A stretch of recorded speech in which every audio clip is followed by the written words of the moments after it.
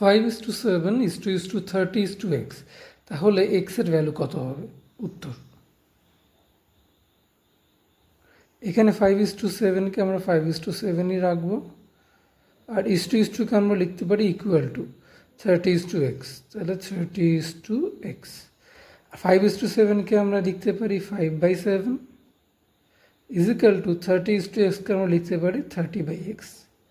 তাহলে উপরের 5 আর এদিকের 30 কেটে যাবে, হবে 6, আর 6-এর সাথে 7 গুণ করলে x ইজিক্যাল টু হয়ে যাবে 42। তাহলে ভ্যালু অফ x হলো 42, answer. 6:9:9:x, value of x কত হবে?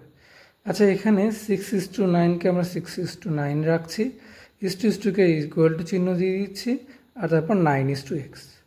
আর 6:9কে আমরা লিখতে পারি 6/9 ইজিক্যাল টু 9/x।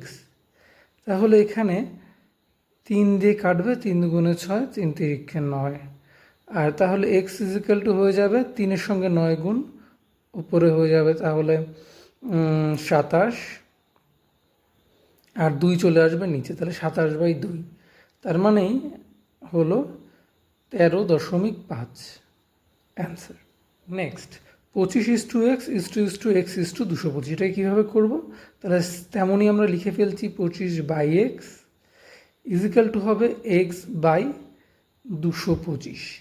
তাহলে এখানে x² হয়ে যাবে 25 × 225, তাহলে x ইজিক্যাল টু হয়ে যাবে √25 × 225।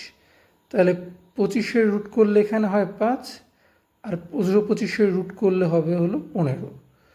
তাহলে অ্যান্সার হয়ে যাবে 5×15 = 75।